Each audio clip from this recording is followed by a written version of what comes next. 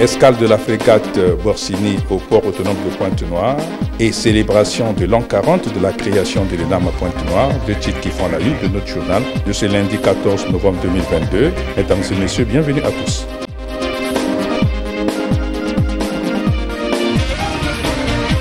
Les anciens élèves de l'École nationale d'administration et de la magistrature ENAM en sigle, regroupés au sein de l'association dite AENAM et encadreurs, ont organisé du 11 au 12 novembre 2022 à Pointe-Noire des journées de réflexion couplées au 40e anniversaire de la création de l'ENAM le 2 novembre 1982. Deux journées de travaux ayant permis aux participants de revisiter les mots qui minent leur ancienne structure académique. Le résumé dans cet extrait du communiqué final.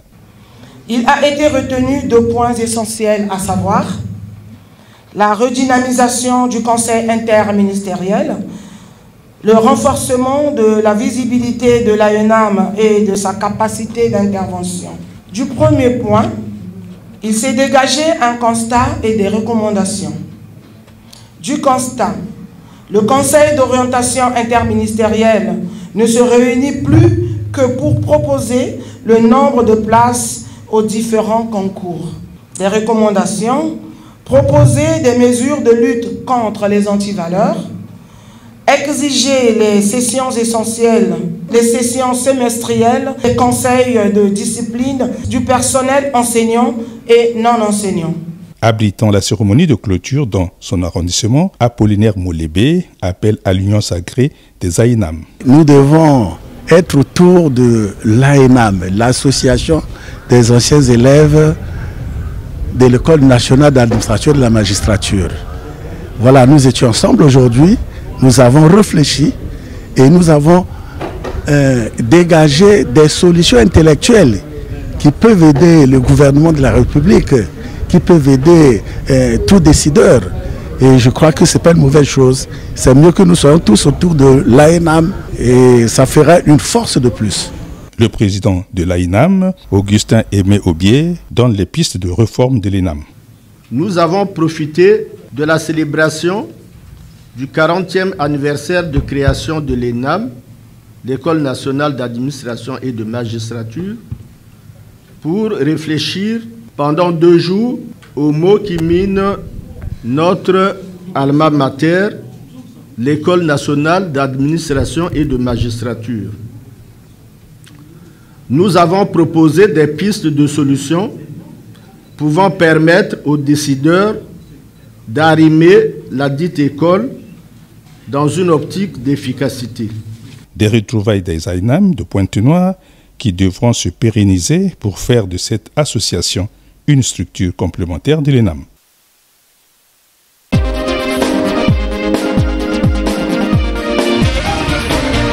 Borsini, frégate italienne de 1512 tonnes, a fait une escale au port autonome de Pointe-Noire ce dimanche 13 novembre 2022. Aussitôt accosté, son équipage conduit par son commandant Corso Carlo a salué les officiels et a passé en revue les troupes de la marine congolaise arrivées pour son accueil.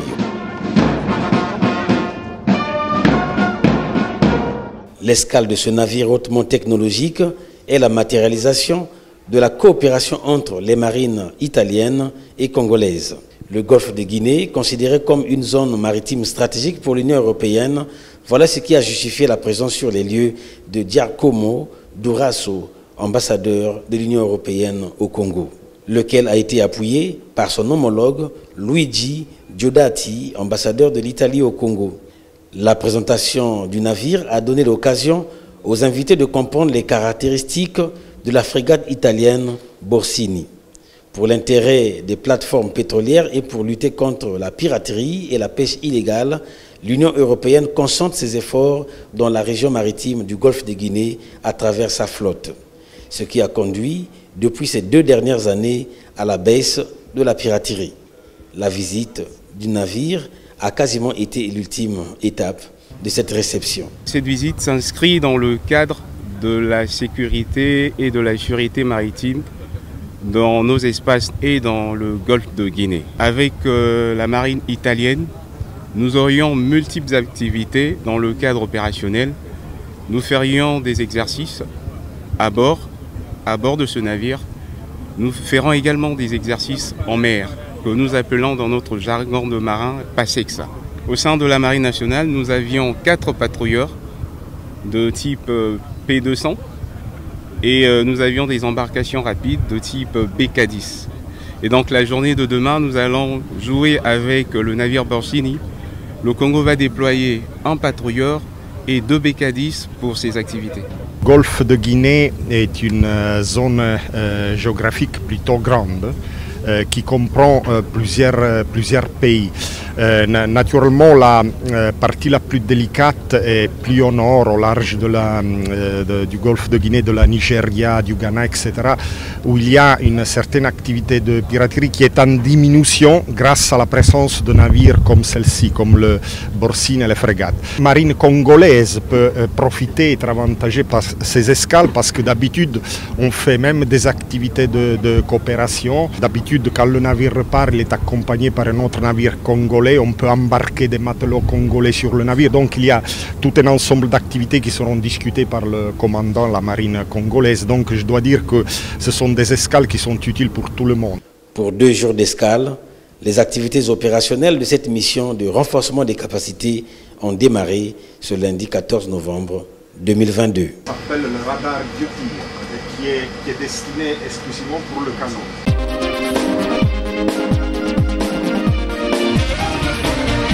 Tu n'as pas mal quelque part?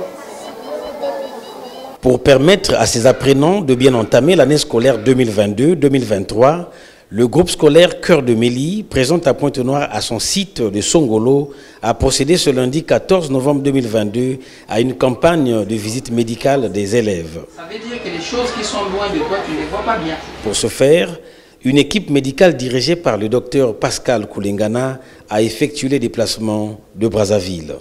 Cette campagne de visite médicale basée sur les prises de poids, de la taille, de la température et l'entretien du médecin avec les apprenants a permis de détecter les anomalies récurrentes, souvent à l'origine des perturbations scolaires auprès des apprenants. Respirez.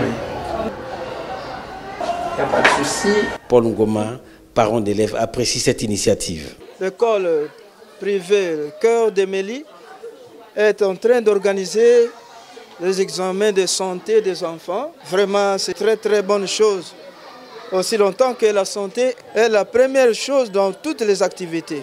On doit connaître même les états de santé du personnel d'abord, des enfants, et ça va garantir maintenant la santé de tout le monde. Pascal Koulengana, médecin urgentiste et polyvalent. Nous arrivons à l'école de Cœur de Méli pour faire des visites systématiques. Les visites systématiques, c'est quoi finalement? En fait, c'est une consultation qui se passe dans toutes les formations sanitaires, vous voyez. Et quand vous arrivez chez le médecin vous examine.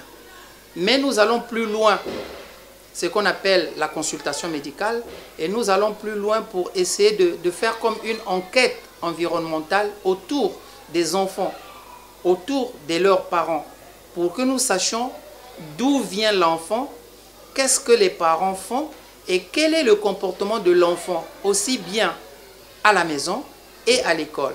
Je vais prendre un exemple simple. Il y a des enfants qui sont autistes et les parents pensent que c'est une malédiction. Quelquefois, on va toucher dans la sphère de la sorcellerie.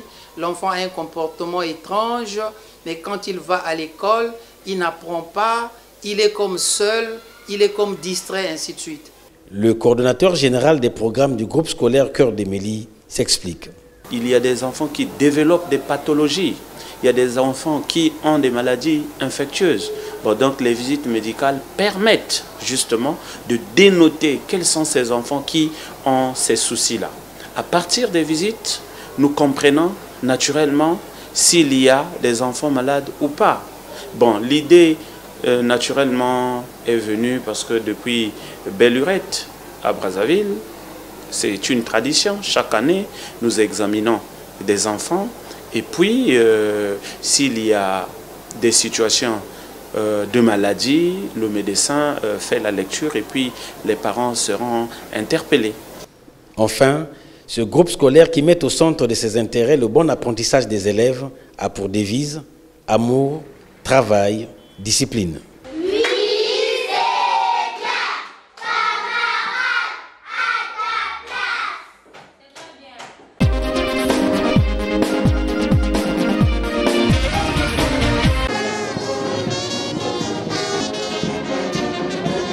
Les travaux de la zone économique spéciale de Pointe-Noire ont été officiellement lancés dans la sous-préfecture de Luango, au Kwilu, par le président de la République, chef de l'État, Denis Sassou Nguesso, ce samedi 12 novembre 2022.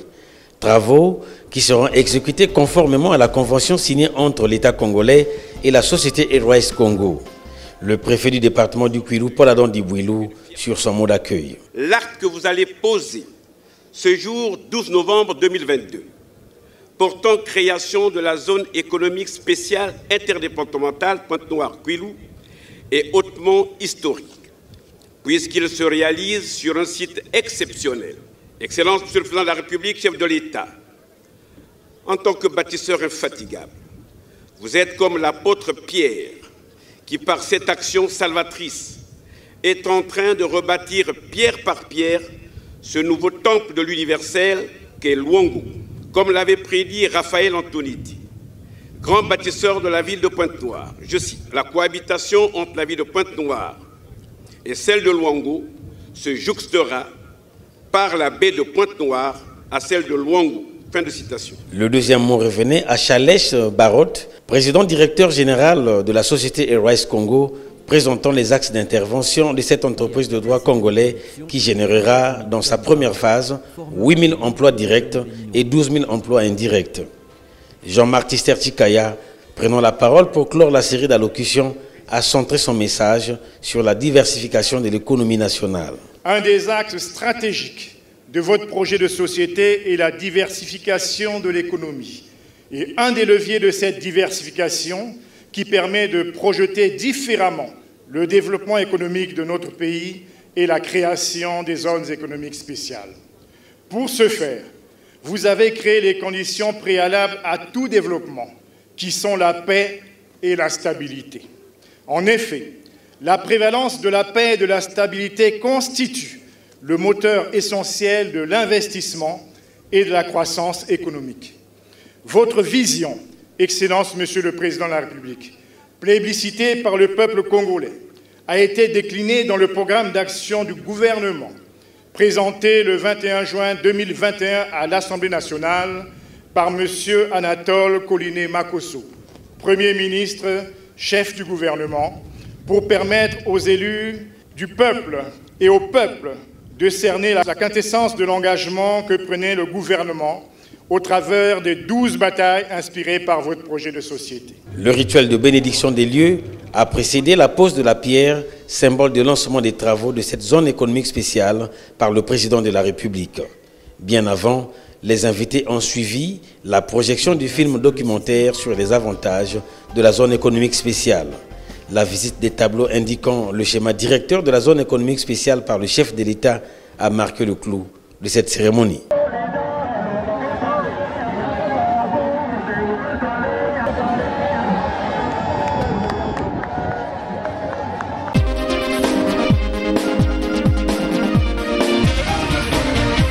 Ce 11 novembre 2022, le complexe scolaire Anton Tosemilovitch Makarenko de Vindulu a reçu la visite de la directrice de la maison russe venue faire des dons et lancer l'accord de partenariat. Anton Semilovitch Makarenko, né le 1er mars 1888 à Belopoli et mort le 1er avril 1939 à Moscou, était un pédagogue russe. À la suite de la révolution russe, il a fondé des maisons coopératives pour les orphelins de la guerre civile, notamment la colonie Gorky, pédagogue russe qui a inspiré le promoteur de ce complexe d'enseignement général et technique de Vindulu de débaptiser l'établissement à son honneur. Une visite accueillie par des mots conviviaux du directeur général du complexe scolaire.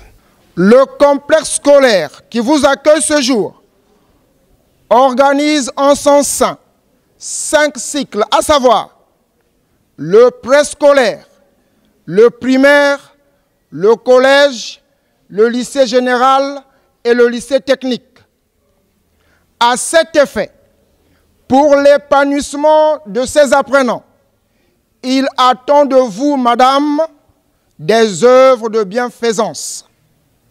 Sans abuser de votre temps, je vous invite, Son Excellence, à la visite du site. 24 salles de classe de cet immeuble R+3, la garderie et les vestiaires ont fait l'objet d'une visite guidée par la délégation. Impressionnée, la directrice de la maison russe s'est exprimé en ces termes.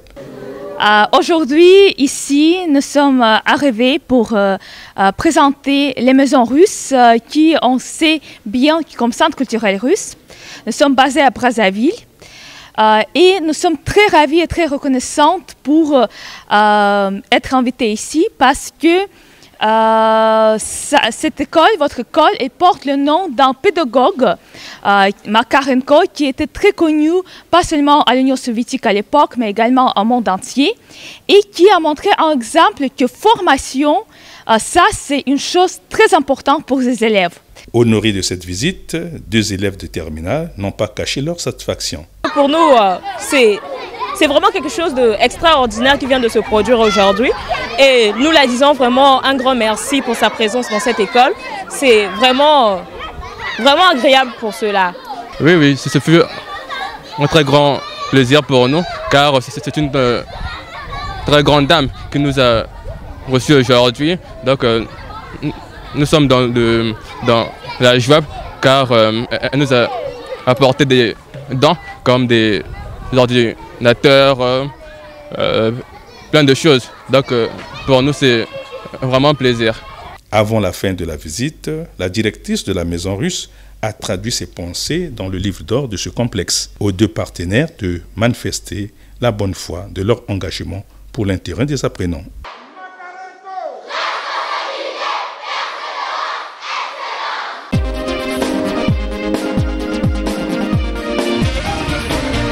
Après une minutieuse fouille au bas-fond du ravin d'André-Jacques par la force publique et les services de sauvetage, le corps sans vie d'un adolescent de 16 ans est sorti des décombres du ravin transporté par une escorte de jeunes. Sous une vive émotion populaire, on réplique à cette scène macabre provoquée par la pluie du 9 novembre 2022.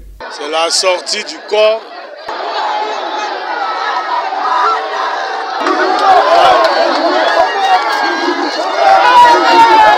Une émotion populaire ayant suscité des actes de vandalisme sur le long de l'avenue Antoinette Sassou Nguesso et les parcelles aux abords. On casse tout, tout est cassé là. Oh! Ceci justifie sans doute le ras-le-bol des populations de Mongokamba, lassées par l'attente de leurs vœux exigeant au gouvernement de la République la finalisation des travaux de l'avenue Antoinette Sassou Nguesso de Makayabou à Mpindulu. Ils vont tomber là.